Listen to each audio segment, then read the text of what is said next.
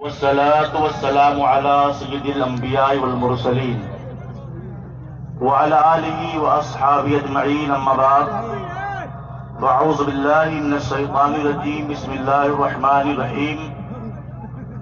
إن أولياؤه إلا المتقون. آمنت بالله. صدق الله العظيم وصدق رسوله النبي الأمين المكين الكريم. ونحن على ذلك لمن الشاهدين والشاكرين والحمد لله رب العالمين. محترم حضرات، عرض و معروض سے پیشتر آئیے ہم اور آپ لوگ مل کر گنبد خضرا کی جانب رو لگا کر عقیدت و احترام کے ساتھ ایک مرتبہ درود پاک پڑھ لیں. اللہم صلی علی سیدنا شفیعنا حبیبنا نبینا کریمنا مولانا محمد ماجد الجود والکرم وآلہ وبارک وسلم. صلاۃ و سلام علیک یا رسول اللہ صلی اللہ تعالی علیہ وسلم.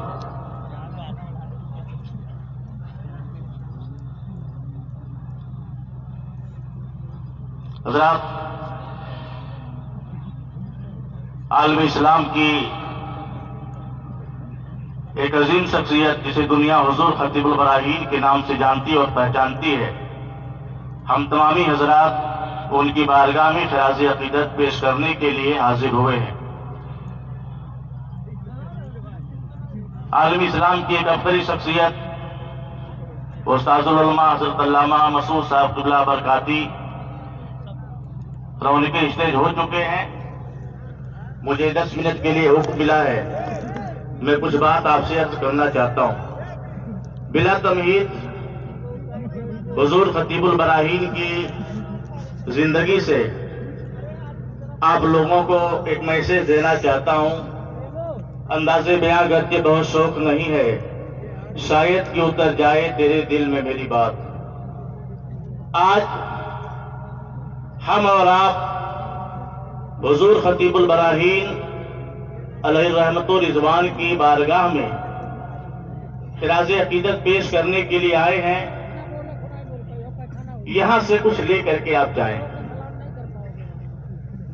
آپ غور کیجئے کہ ایک گمنام آبادی میں پیدا ہونے والا انسان، جس کو نہ تو خاندانی کس کے لیے کوئی بیک گراؤنڈ تھا، نہ پہلے سے کوئی بساط بچھا تھا، اور نہ ہی اس کے پاس دولتوں کا انبار تھا. ایک گمنام گھر کے اندر پیدا ہونے والا انسان، جو بہت موٹا تگڑا بھی نہیں، نہیں وہ کمزور تھا، جو بہت قسم قسم کے کپڑے نہیں، سادگی میں رہتا تھا. آج کوئی مدھیہ پردیش سے اس کا دیوانہ کھینچ کے آ رہا ہے، کوئی بنگال سے آ رہا ہے، کوئی مہاراشٹر سے آ رہا ہے، ملک کے کونے کونے سے، نیپال سے کھینچ کر کے لوگ آ رہے ہیں. کون سی ایسی چیز تھی اس مرد کلندر کے اندر کہ ایک گمنام آبادی میں پیدا ہونے کے بعد اتنی شہرت کی بلندیوں تک وہ پہنچا کہ آج جس آبادی کا نام خطیب البراہین کے نام سے جڑ جا رہا ہے، وہ آبادی دنیا کے اندر پہچانی جا رہی ہے. آپ ان کی زندگی سے کچھ سیکھیں. اس لیے وہ بلند ہوئے کہ انہوں نے اپنی زندگی کی قدر کی. بلند اس لیے ہوئے کہ انہوں نے اپنی زندگی کو اللہ کے حکم پہ عمل کر کے گزاری. بلند اس لیے ہوئے کہ انہوں نے اپنی زندگی کو اپنے لیے نہیں، انہوں نے اپنی زندگی کو آپ کے لیے وقف کیا.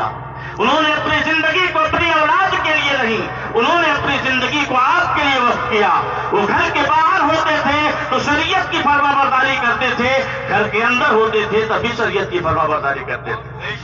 یہ نوجوان نسل آج کس طرح بے روی کی شکار ہے، اور انسان جو بھی جوانی کے دہلیز پہ قدم رکھ رہا ہے اپنے ماں باپ کو بیوقوف تصور کرتا ہے. ماں باپ کی قدر اس کی نگاہوں میں کچھ نہیں. اس نظامی میں آئے ہوئے جوانوں میں تمہیں حضور خطیب البراہین کی زندگی سے ایک میسج دینا چاہتا ہوں.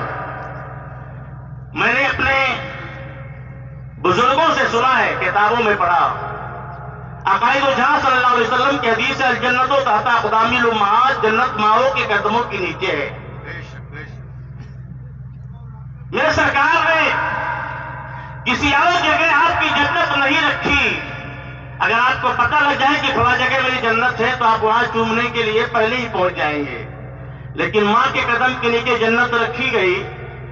یا آج تک آپ میں سے کوئی اپنی ماں کے قدم کو چومتا ہے؟ خطیب البراہین کی زندگی کو دیکھو.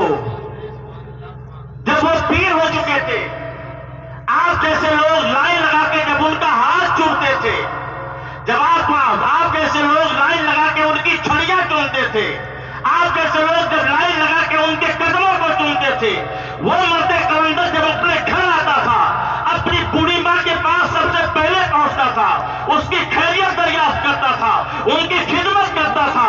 ماں کے ارد گرد لگے رہتے تھے. وہ صبح کے وقت جب مرتبہ پڑھانے جاتے تھے تو یوں ہی نہیں چلے جاتے. ماں سے کہتے امی جان اجازت ہو تو میں مرتبہ پڑھانے کے لیے جاؤں.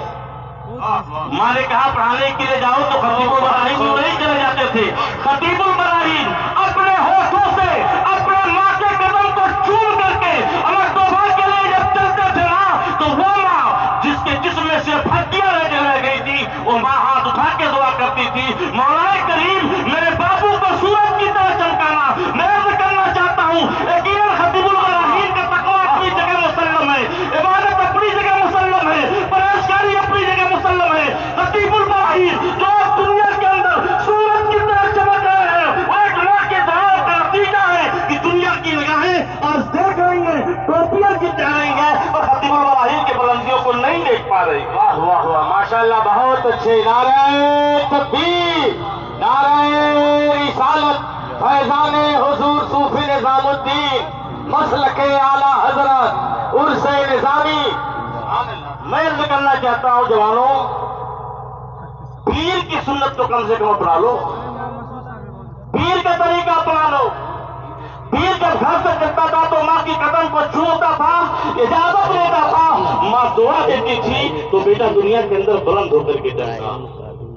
اس لیے اپنی ماں کی قدر کریں، اپنے باپ کی قدر کریں، دعائیں ان سے لیں. ان کی دعائیں آپ کی زندگی میں انقلاب لائیں گی. ایک اور بات بتا دوں آپ کو، ایک دوسرا میسج اپنے قوم کے ان ذمہ داروں کے لیے جو گھر کے ذمہ دار ہوتے ہیں. حضور خطیب البراہین، سادات حضور خطیب البراہین حضرت العلماء نے خود تحریر فرمایا ہے کہ ایک مرتبہ تاریک رات تھی،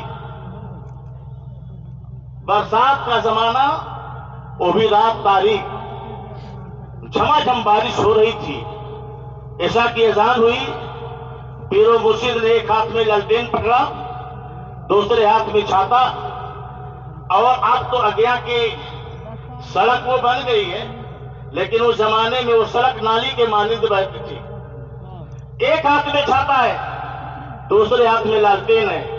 عشاء کی اذان ہوئی، وہ مرد کلندر گھر سے نکلا، گاؤں کی مسجد میں جا کے عشاء کی نماز ادا کرتا باجماعت نماز ادا کرنے کے بعد حضور خطیب البراہین گھر پہنچتے ہیں. سادات حبیب العلماء شیخ طریقت خود تحریر فرماتے ہیں، میں گھر پہ عشاء کی نماز پڑھ لیا تھا، جبکہ شریعت کا مسئلہ ہے کہ اگر راستہ کیچڑ آلود ہو تو آپ گھر کے اندر نماز پڑھ سکتے ہیں. اگر بہت زیادہ کیچڑ ہو مسجد تک جانے میں ایک گنجائش تھی کہ جماعت ترک کرنے کی. حضور خطیب البراہین گھر کے اندر تشریف لاتے ہیں. شہزادے کے اوپر آج جن کے دستے مبارک پر آپ لوگ بیعت کرتے ہیں، حضور خطیب البراہین گھر پہنچے، شہزادے کے اوپر نگاہ پڑی. آپ نے پوچھا بیٹا میں نے آپ کو مسجد میں نہیں دیکھا، میں نے آپ کو مسجد میں نہیں دیکھا. آپ نے کہا ابا حضور بارش زیادہ ہو رہی تھی، گھر کے اندر میں نے نماز پڑھ لیا. آپ نے ارشاد فرمایا بتاؤ اگر تمہارے ماں باپ کی طبیعت خراب ہو جائے، آبادی میں کوئی ڈاکٹر نہ مل رہا ہو، بارش تیز ہو، آبادی سے دور کوئی ڈاکٹر ہو، اس کے پاس جانے کی ضرورت پڑے تو کیا اپنے ماں باپ کو بچانے کے لیے تم وہاں نہیں جاؤ گے؟ آپ نے فرمایا حضور کیوں نہیں جاؤں گا؟ تو آپ نے فرمایا بیٹا نماز باجماعت کا معاملہ اس سے زیادہ اہم ہے، جماعت ترک مت کیا کرو. میں تو کہنا چاہتا ہوں جب باپ اولاد کو نماز نہیں باجماعت کی تلقین کرتا ہے تو بیٹا وقت کا شیخ طریقت بنتا ہے، حبیب العلماء بنتا ہے، بے شک بے شک آج ہم نمازیں ضرور پڑھتے ہیں، ہمارا جوان بیٹا گھر کے اندر سویا ہمیں فکر نہیں، ہماری جوان بیٹی گھر کے اندر سوئی ہمیں فکر نہیں، ہماری بیوی سوئی ہمارے گھر کے اندر ہمیں فکر نہیں، ہماری بہو سوئی گھر کے اندر ہمیں فکر نہیں۔ اس نظامی کے اندر آنے والوں، پیر و مرشد کی زندگی سے سیکھو۔